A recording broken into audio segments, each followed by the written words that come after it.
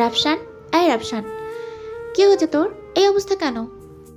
তোমার এই ভাগ্নে আমাগো চেয়ারম্যানের মাইয়ারে ধর্ষণ করার তালে ছিল, এই খবর জানো? এক মুরব্বী কথাগুলো বলল। জোহরা অবাক হয়ে মুরব্বির দিকে তাকালো, ভাঙা গলায় বলল, আপনার কথা ঠিক বুঝলাম না। তা কেন বুঝবেন আপনি? আমার বোনকে এই সব জানোয়ারের কাছে একা ফেলে এদিক সেদিক ঘুরে বের হন? সামান্য জ্ঞান বিবেচনা নেই আপনার, যে একটা মেয়েকে একটা ছেলের কাছে একা ফেলে গেলে ঠিক কী পরিস্থিতি হতে পারে। সারাদিন কামলার মতো খাটান, অত্যাচার করেন, তা দিয়ে কি পেট ভরে না? আপনারা কি মানুষ? পাশ থেকে আবিদ কথাগুলো বলল। আবিদের কথা শুনে জোহরা রক্তচক্ষু দৃষ্টি নিয়ে আবিদের দিকে তাকালো। জোহরা এই আবিদকে এক বিন্দিও সহ্য করতে পারে না। তখনই জেঠু, দাদিমা আর চাচি ছুটে আসলো বাড়িতে। দাদিমা তো শেহেরকে নিজের সাথে জড়িয়ে রাখলো। শেহের একদম চুপ হয়ে মাথা নিচু করে দাঁড়িয়ে আছে। জোহরা চাইলো তার ভাগ্নের দোষটা কাটাতে, তাই সে শেহেরের ঘাড়ে দোষটা চাপাতে নিজেকে প্রস্তুত করলো। আমার রাফসান যে ওকে কিছু করেছে তার প্রমাণ কি? ওই হারামজাদি তো গিরিঙ্গিবাজ। এ তো ক্ষণে ক্ষণে নিজের রূপ বদলায়। নিশ্চয়ই এই মেয়ে আমার রাফসানকে কালা জাদু করে বশ করেছিল আর খারাপ কাজ আসার জন্য অনুপ্রেরণা দিছিল। নয়তো আমার এত ভালো ভাগ্নেটা এমন মায়ের খায়? এই মেয়ের চরিত্রের দোষ নেই, তার কি গ্যারান্টি আছে? আমি কিছুতেই বিশ্বাস করি না আমার রাফসান এসব করতে পারে। জোহরা রাগে কি বলে ফেললো সে নিজেও ঠাওর করতে পারল না। আবিদ এদিকে হাত মুঠিবদ্ধ করে রাগ দমানোর চেষ্টা করছে। এই মহিলা যে কত নিচে নামতে পারে তা আবিদের জানা নেই। গিরিঙ্গিবাজকে সেটা ভালোভাবে বোঝা যাচ্ছে। সেহের ছলছল দৃষ্টিতে জোহরার দিকে তাকালো। শেষ অবধি নিজের চরিত্র নিয়ে প্রশ্ন উঠবে সেটা সেহের ভাবতেই পারেনি। আপন মানুষগুলো ক্ষণে ক্ষণে কিভাবে রূপ পাল্টায় সেটা হয়তো সেহেরের চেয়ে বেশি আর কেউ জানে না। এক মুরব্বী তৎক্ষণাৎ জোহরার কথার প্রতিবাদ করে বলল, আমরা না দেখে যাচাই না করে কোনো কথা বলি না। নিজের চোখে দেখছি এই বেয়াদব শুয়োর কিভাবে ফুলের মতো নিষ্পাপ মায়ের হুমকি দিয়েছে, অশুভ ভাষায় কথা কইছে।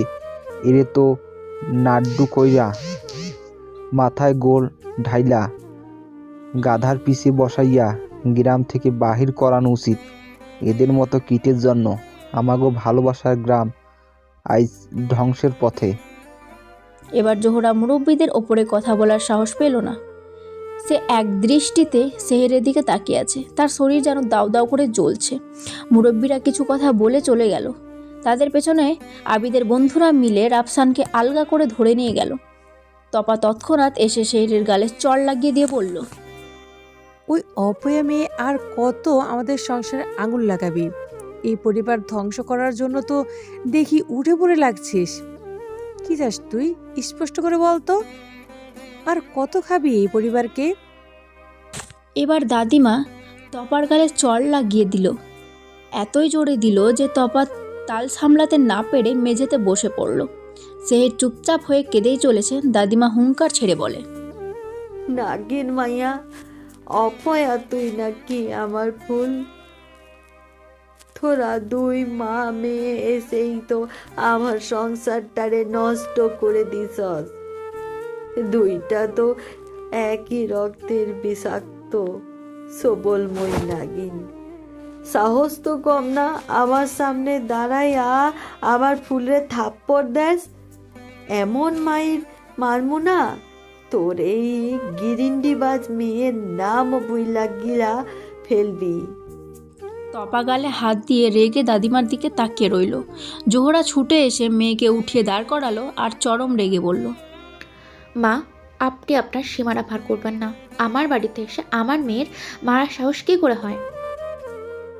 তোর সাহসে কেমনে হয় আমার ফুলরে কামড়ে বেডির মতো খাটানোর? শুধু কি খাটাস, আধময়রা কইরা বাসা থেকেও বের করে দেস। মনে রাখিস, এইবারই আমার স্বামী নিজ হাতে তৈরি কইরা দিয়া গেছে। তাই আমার তোর থেকেও বেশি অধিকার আছে এই বাড়িতে।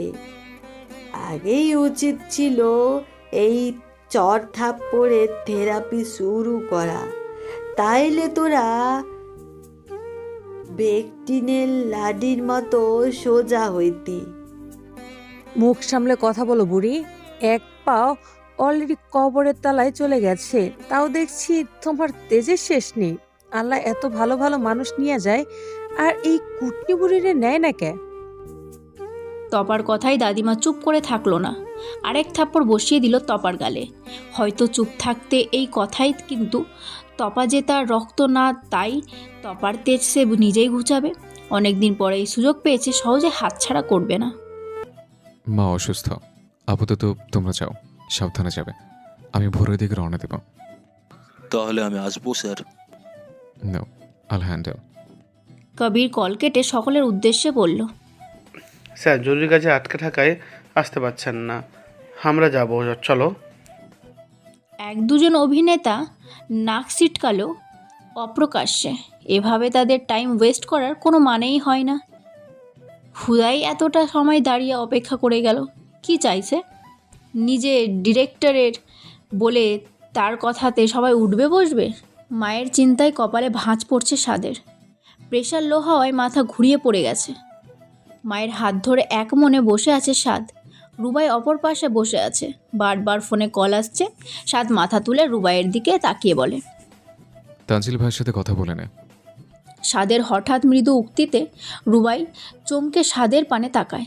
থতমত খেয়ে আমতা আমতা করে শুধায়, সমস্যা নেই, পরে কথা বলে নেব, এখন মায়ের পাশে থাকাটা জরুরি। দেখ, তানজিল তোর জীবনের অংশ, তোর জীবন সঙ্গী সে।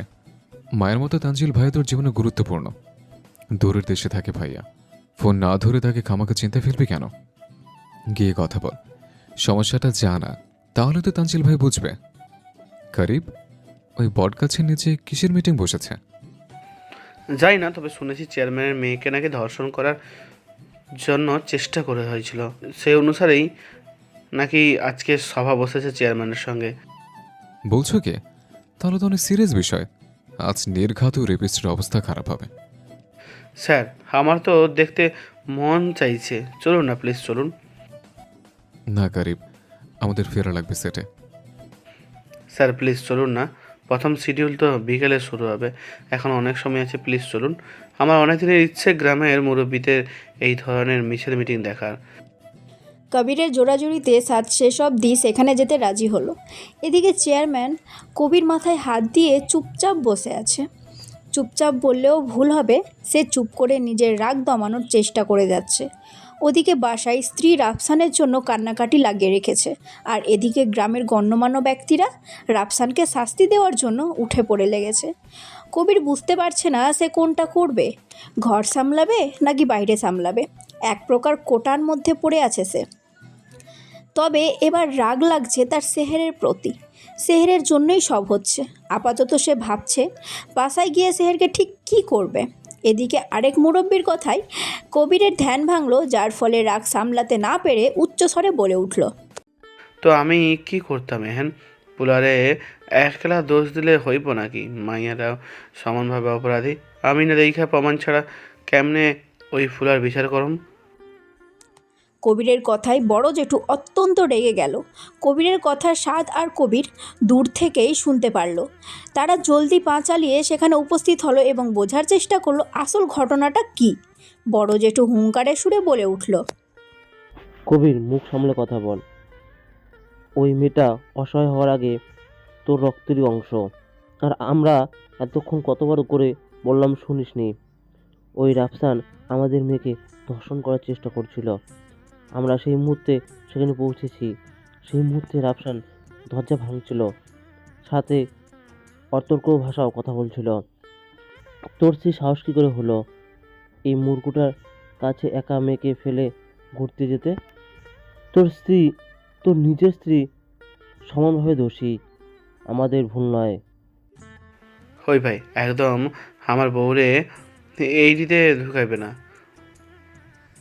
ওই অপয়া মায়ারে নিয়া কি 14 গ্রাম ঘুরবো নাকি? বাসায় রেখা গেছে এখন রাফসান, আর এই অপয়া আরে কি করছে না করছে সেইটা আখড়া কেমনে কমু? এখন যাই হোক, রাফসান ধর্ষণ তো আর করে নাই, করলে এক কথা ছিল, এই বিচারও ঠিক ছিল, কিন্তু মায়াটা তো জ্যান্তই আছে নাকি?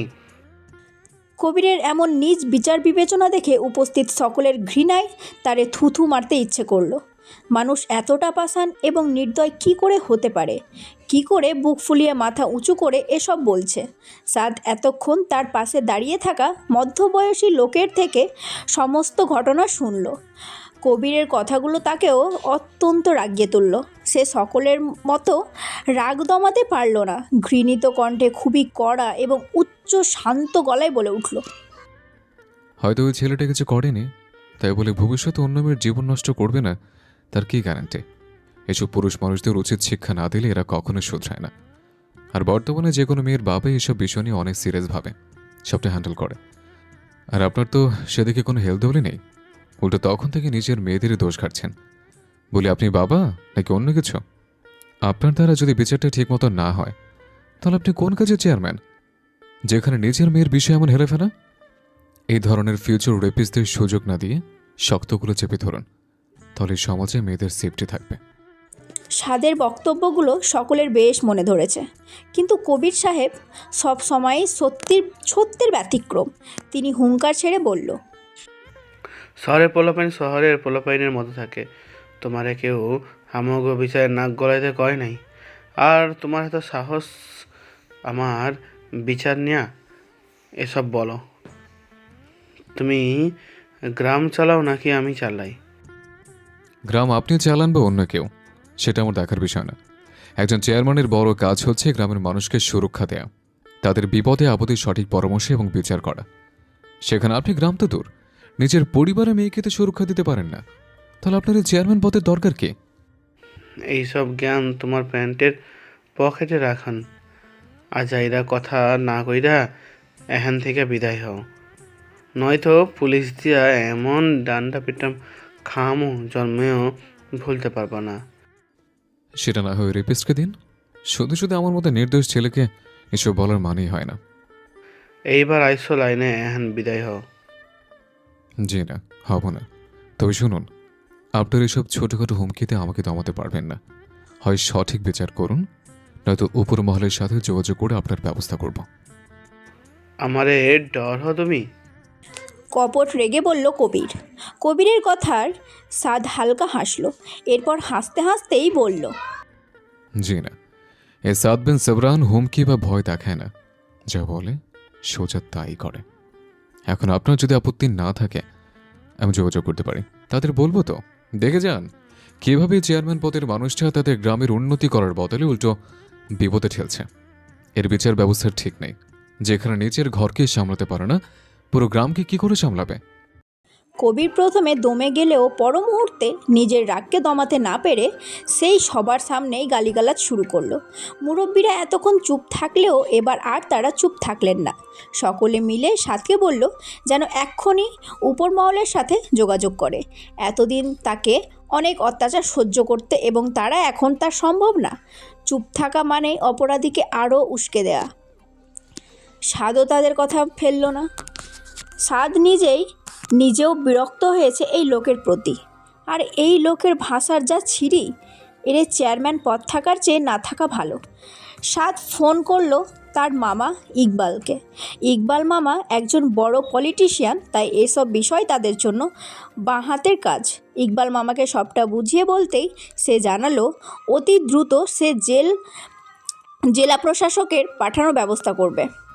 এদিকে কবিরকে এক ঘরে বন্দি করে রাখা হলো। যতক্ষণ না জেলা প্রশাসক আসছে ততক্ষণ অবধি তাকে বন্দি রাখতে হবে, কারণ কবিরকে খোলামেলা রাখা মানেই নিজের বিপদ ডেকে আনা। সেহের চুপ করে উঠোনে মোড়া দিয়ে বসে আছে। গতকালকে ঘটনা যেন তাকে পুড়িয়ে মারছে। গতকাল দাদিমা তাদের ইচ্ছে মতো অপমান করে সেহেরকে সাথে নিয়ে চাচির বাসায় চলে এসেছে। সেহের আসতে না চাইলে সেহেরকে তার কসম দেই, এই সেহের জীবন্ত মানুষটার জন্য মৃত মানুষটার ওয়াদা ভাঙতে বাধ্য হয়েছিল। একবারের জন্যই সে এখানে চলে আসে, তবে একা নয়, সাথে রিমনও চলে এসেছে। রিমন নিজেও ওই নরকে থাকতে চায় না। ওয়াদা ভঙ্গের জন্য অপরাধবোধ সেহেরকে ক্ষণে ক্ষণে আঘাত করে ক্ষত করে দিচ্ছে। সেহেরের মন ভালো করার জন্য রিমন সেহেরের সামনে এসে দাঁড়ালো।